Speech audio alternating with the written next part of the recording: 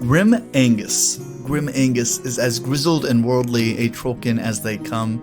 He has traveled widely, captured or killed wanted men, and earned a reputation as a relentless tracker. The mere rumor of Grim Angus on a man's trail has prompted outlaws to surrender themselves and seek protection from the Trollkin whose aim never falters. With the Kriels in turmoil, Grim has turned his skills and his massive rifle against the enemies of his people.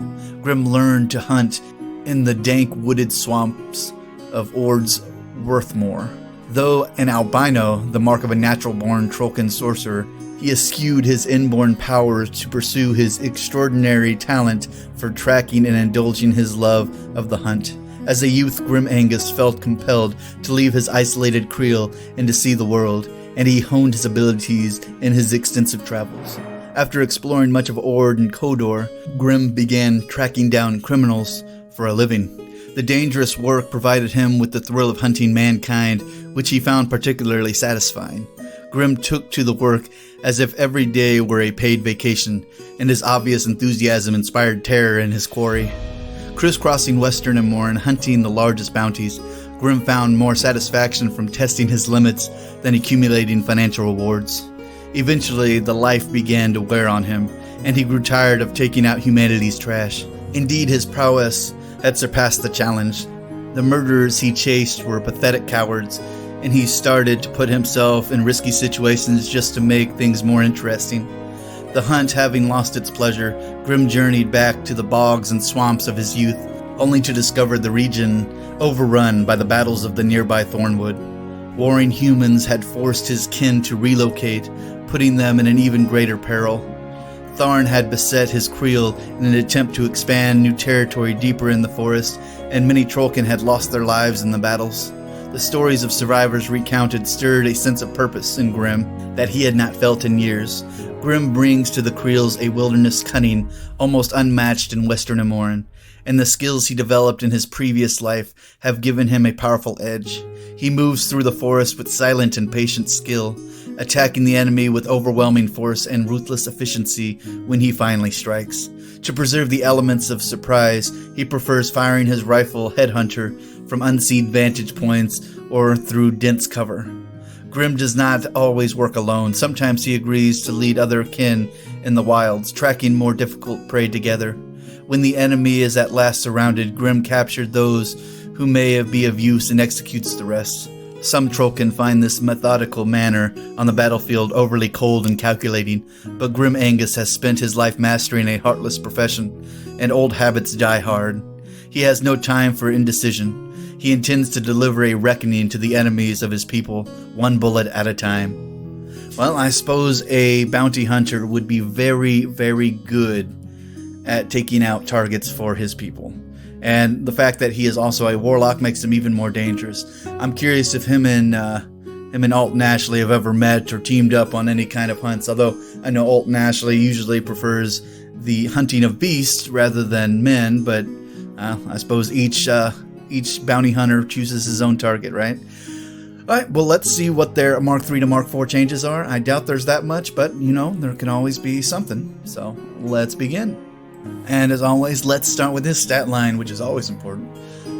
He is a speed 6, magic attack of 6, rat of 7, of course, since he is a bounty hunter, that makes sense. His mat is still a 6, defense still a 16, because, of course, he is used to putting his life into dangerous situations, and if you don't have the defense to get out of it, well, that would make you a very short-lived bounty hunter. His arm is still a 15, and he still has a control range of 12. And he still has Tough, because he's a troll. He still has Pathfinder, because, of course, he is a hunter. And then every warlock was given dual attacks, so they can make ranged and melee attacks during the same activation. Of course, if you don't have Gunfighter, you still get your minuses trying to make shots into melee, but that is neither here nor there. Let's see if his abilities have changed. And that's going to be a big NO on that. So he still has a Field Marshal True Sight.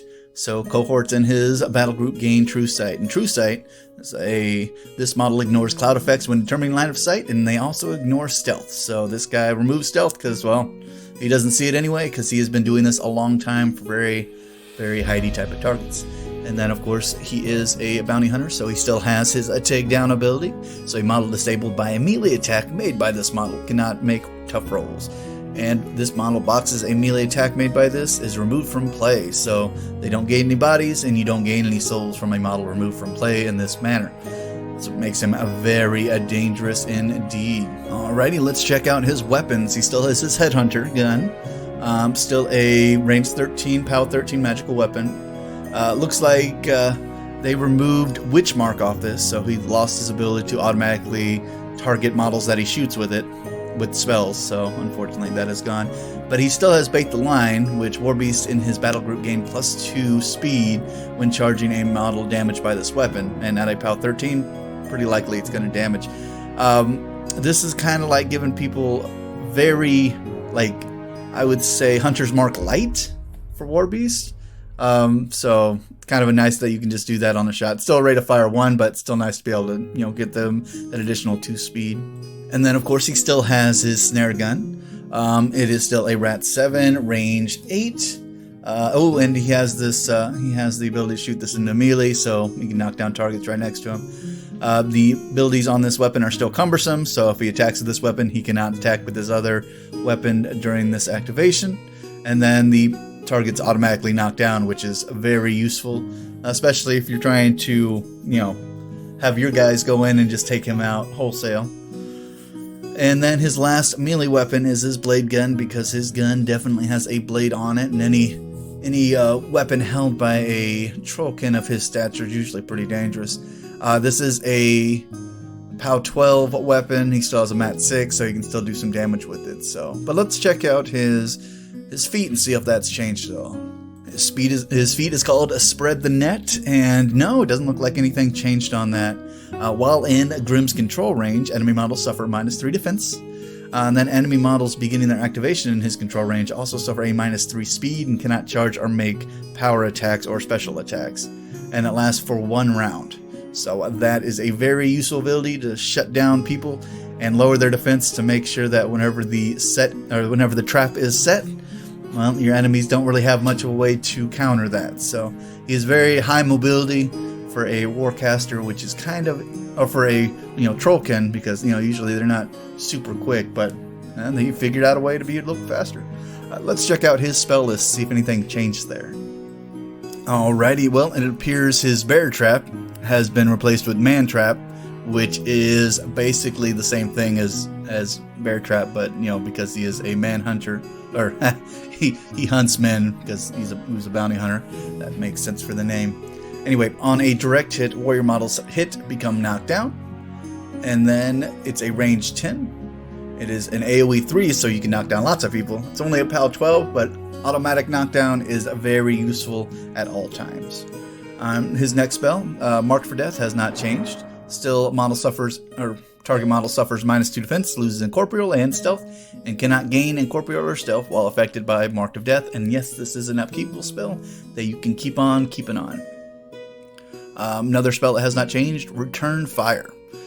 Return Fire. When target friendly faction model is targeted by an enemy range attack, after the attack is resolved, the affected model can make 1 basic melee or range attack, then Return Fire expires.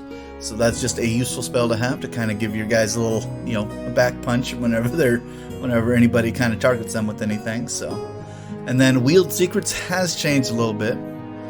Wield Secrets back in the day used to give the models Pathfinder and Hunter allowed models to ignore cover and concealment.